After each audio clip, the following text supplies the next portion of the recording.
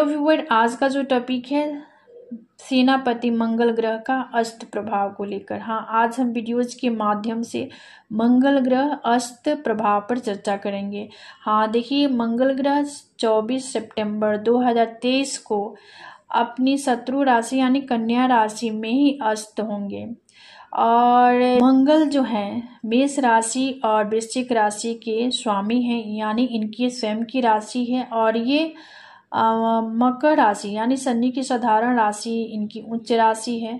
तो जब भी मंगल यहाँ पर ऑलरेडी कन्या राशि में सूर्य भी हैं, तो आप सभी जानते हैं सूर्य के साथ कोई भी ग्रह कंजक्शन युक्ति में आता है तो निस्तेज हो जाता है, यानी अस्त हो जाएंगे इनके तेज और ऊर्जा के कारण। तो ये अस्त होंगे तो हमारी मेष से लेकर मीन राशियां सभी राशियां प्रभावित होंगी। तो इसके बारे में तो हम जानेंगे, सुनेंगे, समझेंगे, लेकिन इससे पूर्व थोड़ा सा प्रकाश हम मंगल देव पर भी डालेंगे। तो देखिए, मंगल देव सेनापति, साहस, वीरता, शौर्य, शत्रु भाई, भूमि, चल अचल संपत्ति, पुरुषार्थ, पराक्रम, धैर्य और ऊर्जा, एनर्जी, रक्त भाई, इन सभी चीज़ों पर अधिपत्य मंगल देव का ही होता है। तो मंगल देव जब भी अस्त होंगे तो हमारी सभी राशियां पर इनका इफेक्ट जो पड़ेगा इसके बारे में हम यहाँ पर चर्चा करेंगे। तो चलिए राशि की तरफ आगे बढ़ेंगे। और हाँ, यहाँ पर देखिए, जब भी बर्थ चार्ट में मंगल का पोजीशन वीक है तो ऐसे लोग कमजोर, कायर, आलसी और बलहीन होते हैं।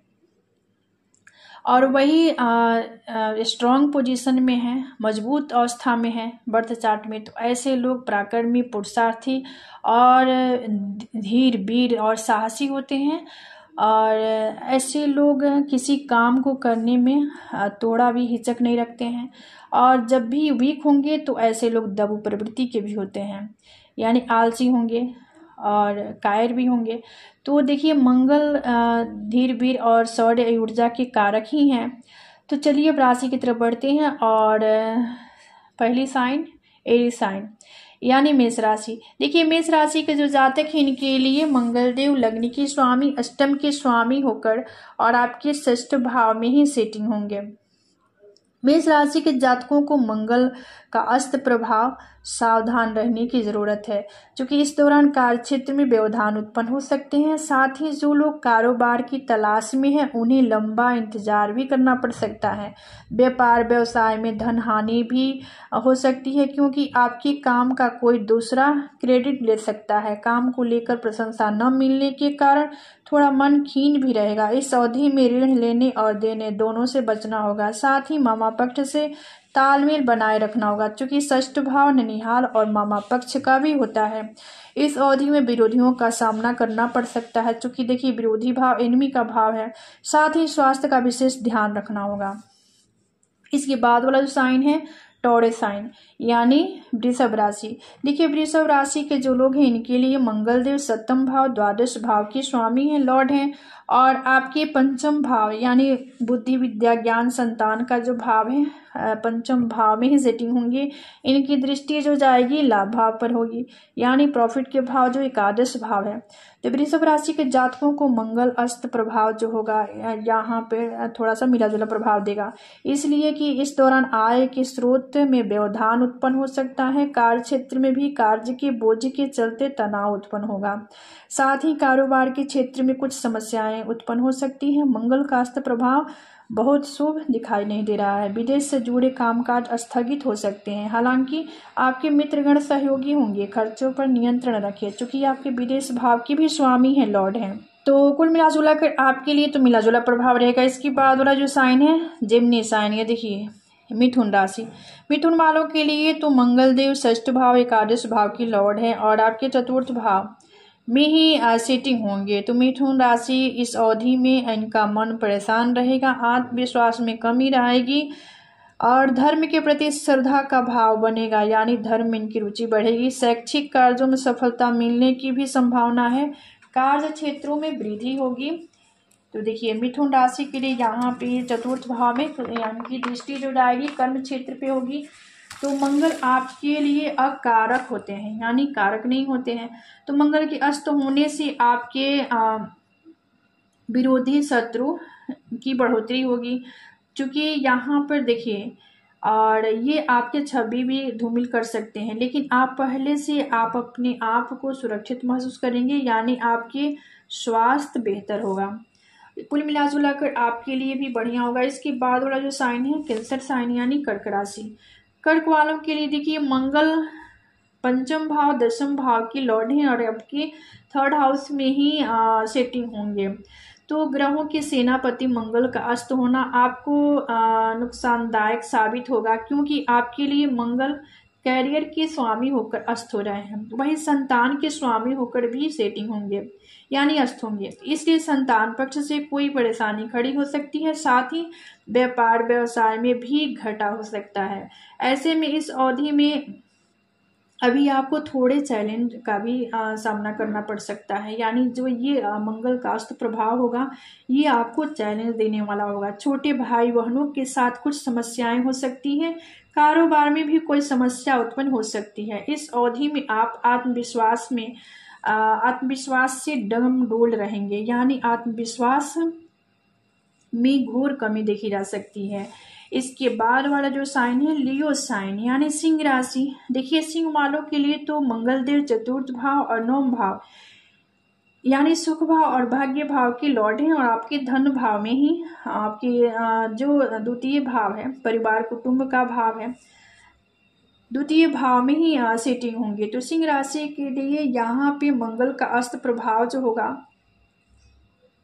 देखिए इस अवधि में सिंह वाले जो लोग हैं इनको आर्थिक समस्या का सामना करना पड़ सकता है। इस अवधि में जातकों को कार्य क्षेत्र में सावधान रहने की जरूरत है और सतर्क रहने की जरूरत है। साथ ही व्यापार में भी बड़ा नुकसान हो सकता है, इसलिए कोई भी फैसला लेने से पहले सोच विचार अवश्य ही कर लें और किसी बड़े बुजुर्ग से किसी बड़े अनुभवी से सलाह अवश्य ही ले लें। इसके बाद वाला जो साइन है वर्गो साइन यानी कन्या राशि। देखिए कन्या वालों के लिए तो यहाँ पर जो मंगल देव हैं थर्ड हाउस के और एट हाउस के लॉर्ड हैं, और आपके लिए यहाँ पे नौम भाव में ही नहीं आप ही की राशि में ये सेटिंग होंगे, यानी कन्या राशि में कन्या राशि में ही इनका अस्त प्रभाव होने जा रहा है, यानी अस्त होने जा रहे हैं मंगल देव कन्या राशि में ही। तो कन्या राशि के जो लोग हैं इनका जो प्रभाव होगा इनके लिए प्रतिकूल सिद्ध हो सकता है, क्योंकि आपकी राशि से मंगल ग्रह आयु के भी स्वामी हैं और तीसरे भाव के भी स्वामी हैं, इसलिए इस समय आपकी सेहत खराब हो सकती है। वही इस समय आपको खून से संबंधित यानी ब्लड से संबंधित कोई परेशानी हो सकती है, साथ ही आपका किसी के साथ वाद विवाद भी हो सकता है, इसलिए आपको क्रोध से बचना होगा। देखिए मंगल का अस्त प्रभाव आपके व्यक्तित्व पर देखने को मिलेगा, क्योंकि आपके राशि में आपके व्यक्तित्व में ही सूर्य ऑलरेडी हैं और मंगल देव भी जाकर वहां पे, चूंकि मंगल यहाँ पे निस्तेज हो जाएंगे सूर्य के एनर्जी ऊर्जा के कारण। साथ ही कारोबारियों के लिए यह अवधि चिंताजनक हो सकती है, आर्थिक लिहाज से भी समय अनुकूल नहीं है। इसके बाद वाला जो साइन है लिब्रा साइन यानी तुला राशि। देखिए तुला वालों के लिए तो मंगल देव द्वितीय भाव यानी धन्य भाव और ये सप्तम भाव दाम्पत्य भाव की लॉर्ड है, और आपके द्वादश भाव में ही ये सेटिंग होंगे। तो ये द्वादश भाव देखिए विदेश अस्पताल मोक्ष और ये व्यय भाव है। तो आपके लिए इस अवधि में तुला राशि वालों को निजी जीवन के साथ साथ आर्थिक समस्याओं का भी सामना करना पड़ सकता है। काम को लेकर बार बार यात्रा भी करनी पड़ सकती है, यानी कामकाज को लेकर और इन्हें भ्रमण करना पड़ सकता है। मन परेशान रहेगा। कर्ज के क्रोध से बचे। इस अवधि में अंदरूनी खर्चे भी बढ़ेंगे, क्योंकि आपके लिए मंगल मिला जुला प्रभाव देंगे।